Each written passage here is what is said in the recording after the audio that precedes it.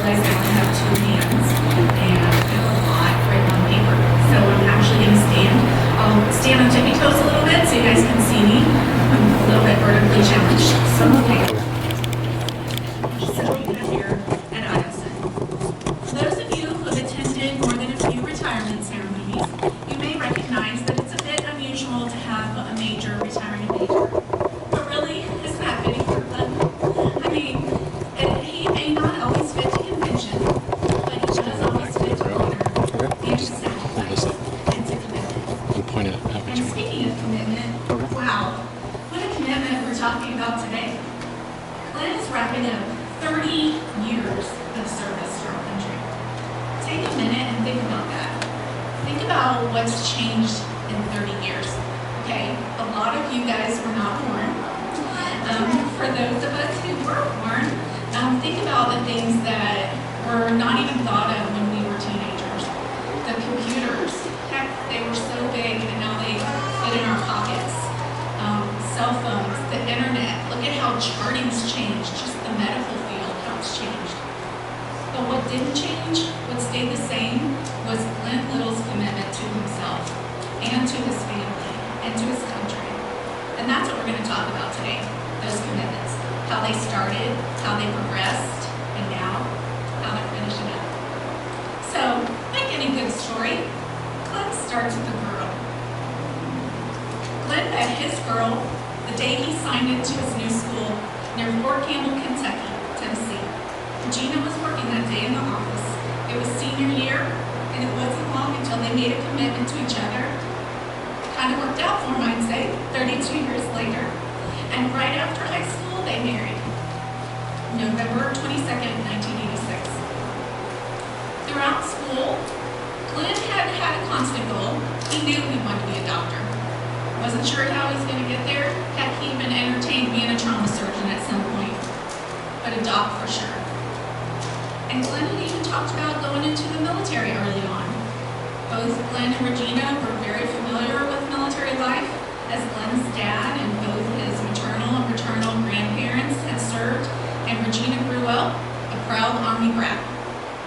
But, as life does, it gets complicated, and they both thought they wanted a bit of stability.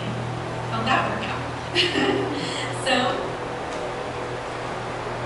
after they married, they moved to Maryland, where Glenn had family, hoping that would bring them jobs and the fulfillment that they were seeking and some stability. But while they enjoyed that, being around family, they didn't exactly find what they were seeking. So Glenn, like Goldilocks, set out to find the perfect range of service. First, he went to the Army. After all, it's where his dad had served, where Gina was familiar, but Glenn found them to be a bit too accommodating. Said he came late to his appointment. They were fine with that. He asked for all kinds of things. They promised him the stars. He was rightfully suspicious. So he went to the Air Force, and he found them to be just the right fit. And to be fair, unlike Goldilocks, he didn't even talk to the Navy. He just went half and half. So, Major Glenn raised his right hand, and on the 5th of April, 1988, entered as a slip sleeve airman basic. Wasn't even tempted by the thought of committing to 6 years, getting a couple extra stripes. Nope. Glenn was going to come in as a guaranteed laboratory tech. That's what he wanted. Going to help him meet his goal of being a doctor. He was going to serve 4 years, get out, go to school. See how that worked out, right? So, lab tech school took him to Shepherd Air Force Base in Texas. And then his follow-on training, he did 9 months at Wright Pat, Ohio, where Regina was able to join him. He was an honor graduate from that laboratory school, and he was sent to Wilford Hall Regional Medical Center in San Antonio for his first assignment. That was back in the day. Wilford Hall was the shiznit. It was huge. When they say it was the flagship, it was the flagship. 1,000 or more bed, they did research, it was amazing back then. And what that amazingness meant was lots of work. So, it was also here that the Littles were blessed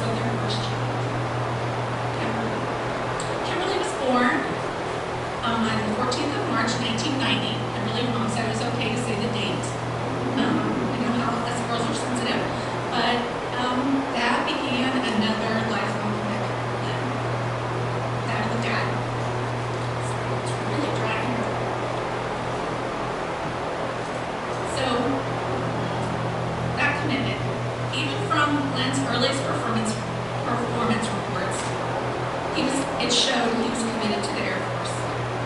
From his initial enlisted performance report, from now on I'll call them BPRs, just to make it easier. In December of 1989, they were a little different back then, but the quote, A1C Little exhibits initiative and strong dedication to his job that extends beyond normal duty hours. His initial BPR, even back then, when Glenn commits, Glenn commits. So about that time, Glenn and Regina decided if they were doing this military thing, they were going to enjoy it. So Glenn kept updating his dream sheet time after time, asking for an overseas assignment. And in September 1991, the Littles invaded Lincoln Heath, England. To this day, Glenn and Regina say this is probably their favorite assignment. The opportunity to travel being largely the reason for that distinction. They were super proud to be able to say they visited the first Legoland in Denmark. Say that. Glenn also had the honor of attending the first ever ALS class held there.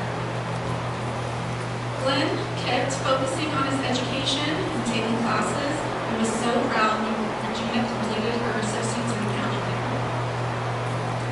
Again, the level of commitment shows on now Senior Airman Littles, February EPR of 92. Initiative and hard work allowed him to become fully qualified in all 4 sections through training. Although training only requires certification on essential tasks only, above and beyond. If he's going to commit, he's going to fully commit. He's going to go above and beyond. From there, Glenn got his first deployment opportunity. And you guys, that video was amazing. It's going to show a lot of the stuff that we're going to talk about. You guys saw that in pictures. And thank you for that, Sergeant Moss. And he was deployed to Croatia. Not a location you heard much about or hear much about today.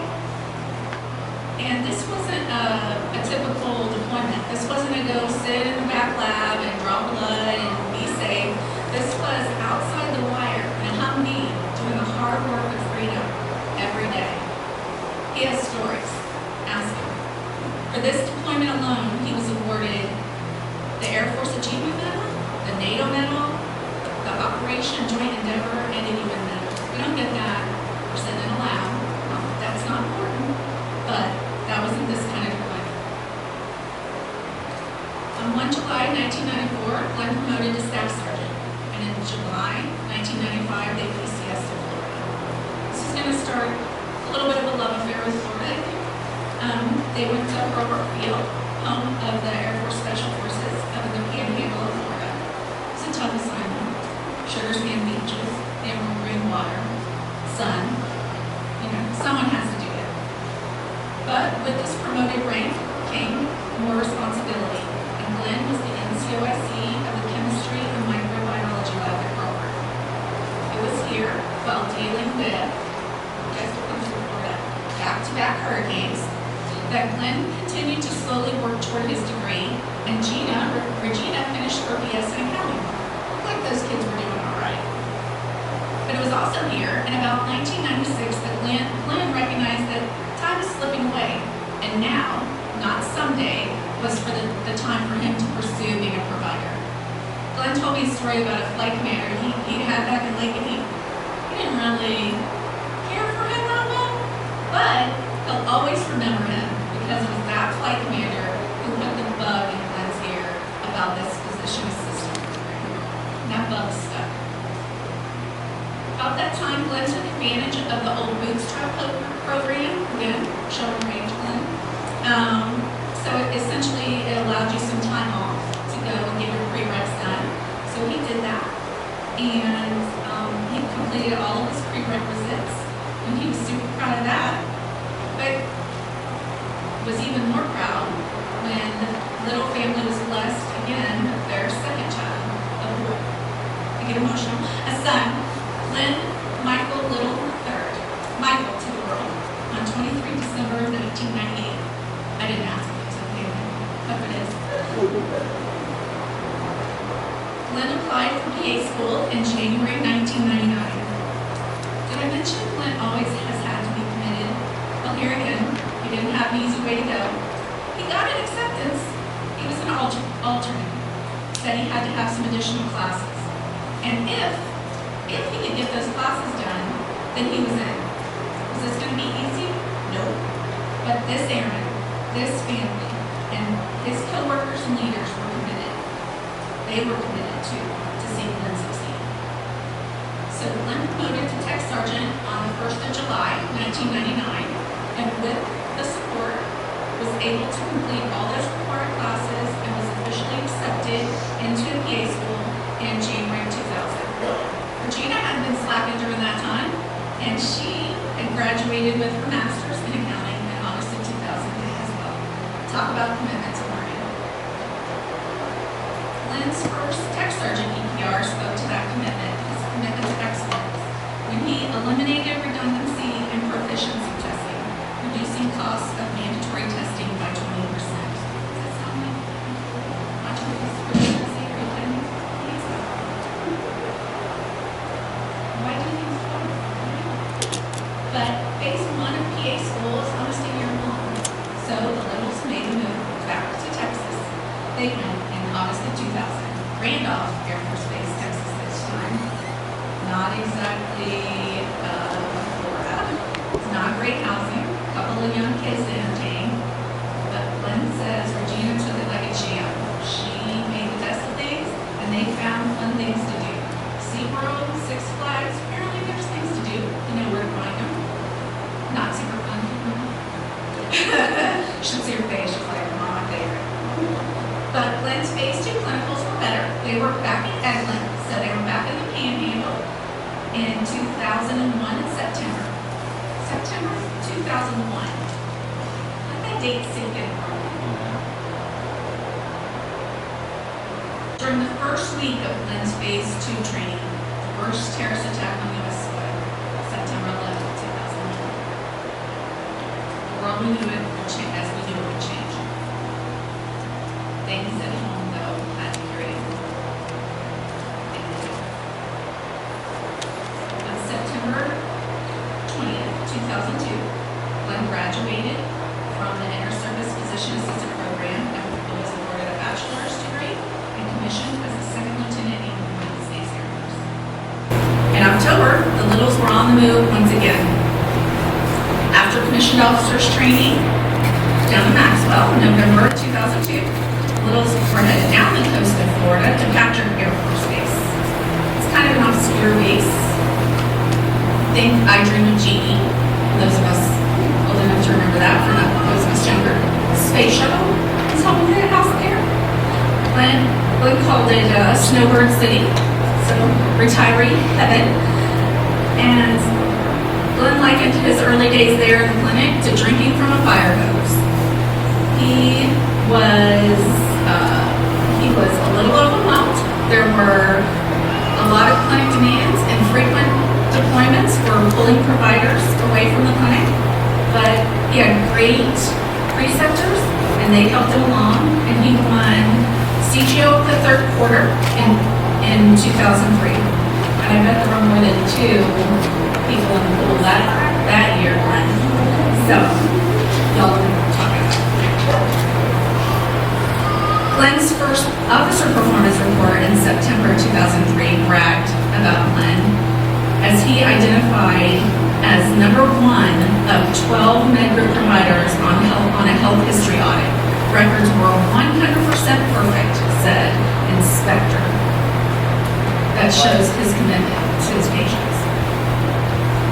Glenn got his second deployment opportunity and the first since 9/11 and as a provider in February of 2004 when he was sent to Panama for a 2-week humanitarian technician deployment.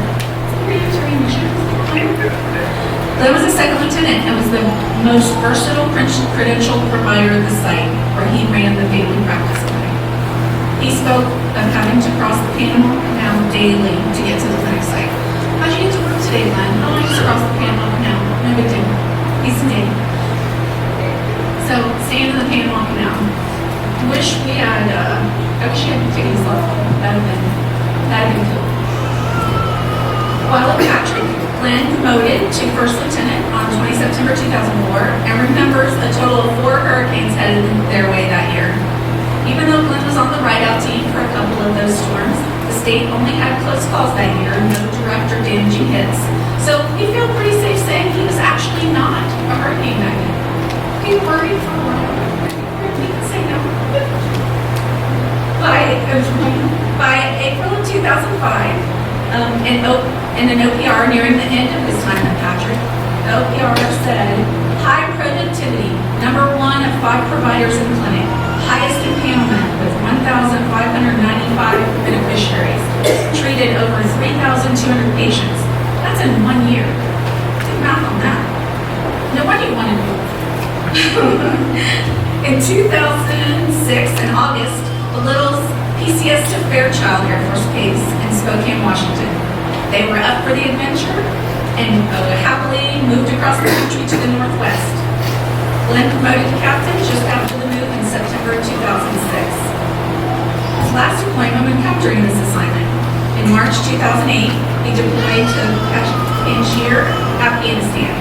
For those of you like me who didn't have a clue where that was, it's about 100 miles east of Kabul, about an hour and a half trek. And it's its own province with several districts and villages. They became independent as a province in 2004. So why is that important?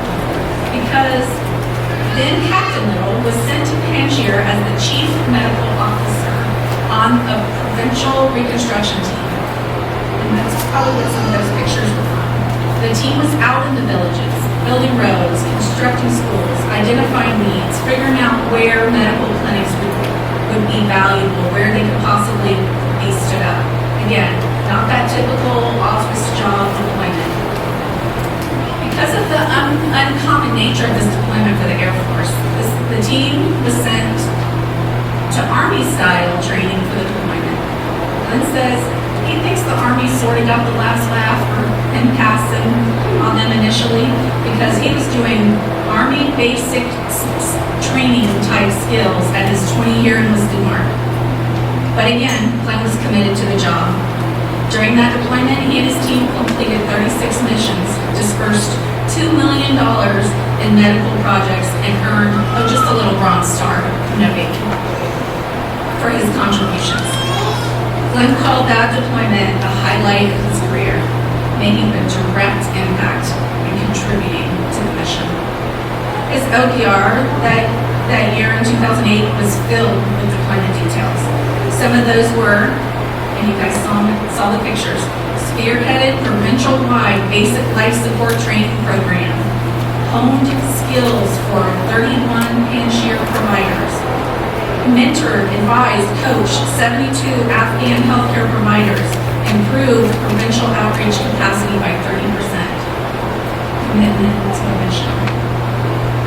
When we are talking about this deployment, we are talking about it. It stood out to me for a couple of things Glenn said. First, about his Bronze Star. Don't get me wrong, he's super proud. Who wouldn't be? But he's also humble. He said to me, I just did what the commanders told me to do. I did. That stood out to me. And then he pointed out that with the training prep for this deployment, and then the deployment itself, that he was gone from February to November of 2008. And because of that, he missed his daughter's graduation. That mattered to him. That loss was mitigated a bit, though, when a local film crew caught wind of the fact that Kimberly's dad was going to miss this monumental event of his first born and sent a crew to film it for him. So, commitment to his family. Sorry, I just get emotional. This is such a nice chocolate. So, but the commitment is not just from Glenn, it's from Regina and Kimberly and Michael. That whole family committed to the Air Force for these 30 years. For that, we thank you. Okay, take a drink. July 2010 found the Littles moving again. When they thought they wanted to get closer to home and volunteered for an assignment in Delaware, well, the Air Force knew better and offered them an assignment to Germany, a NATO base near Dusseldorf that Glenn told me like 3 times I pronounced. Still can't do it. I got that. Say it again. Okay, that was not what you told me. The family, minus Kimberly, who was in school at FSU, go homes, enjoyed the unique experience that being on a NATO base offered. The commissary was actually in Holland. They made international friends and even hosted a traditional Thanksgiving dinner one year with a variety of nations represented. We think that the Peloton ad actually came from their house, but we can't prove it, so we can't get the royalties. It's a thing. But it was still all about the mission. Glenn remained committed to the Air Force, and his 2010 OBR says he was a top producing provider of Ford, generated 1,000 RPUs, for you guys that means money, saved the TRICARE $84,000 in private sector costs. In layman's terms, essentially, he saw a lot of patients. Glenn recalls being thrilled and surprised to have been promoted to major. I'm sure we're not. And he pinned on the ring 1 April 2012.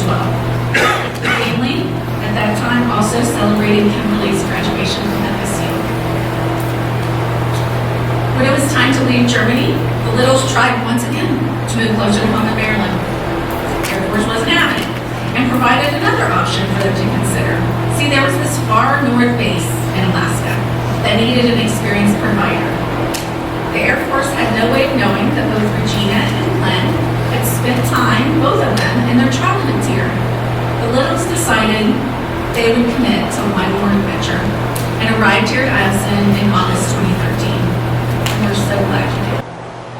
Major Little has been that experienced provider for the healthcare, for the family health clinic. He's been a real cornerstone for us. While here, he's been a mentor to anyone who reached out, the joker when we needed to laugh, voice of reason when we needed to chill. Glenn made and cemented lifelong friendships here. He got to fly in a F-16. Just that. Major Little committed to family health and to his patients. In the 4 years here, he saw over 11,500 patients and performed at least 455 procedures. I can describe those to y'all. No. If you want to know, come to me, I can tell you. No head thought, just details. Major Little was flight commander for about 14 months, and so during that time, in addition to seeing patients, he committed to tons of administrative duties, and he did it with style and class. He was vital in helping the Med Group earn 2 consecutive Access to Care awards, being accredited by the Joint Commission, and in 2015 for the PACAP Inspector General's declaration of Best Inspection in 3 years. As Glenn comes to the end of this assignment, he talked about his pride in what he's done here. But also in the fact that Michael got to spend all 4 years and graduate the same high school. He's proud of Michael. And the fact that Regina was hired on here for a GS position that she wanted. That speaks to the committed family man that Glenn Michael Little Jr. is. I cannot be more proud and honored to say, did you retire?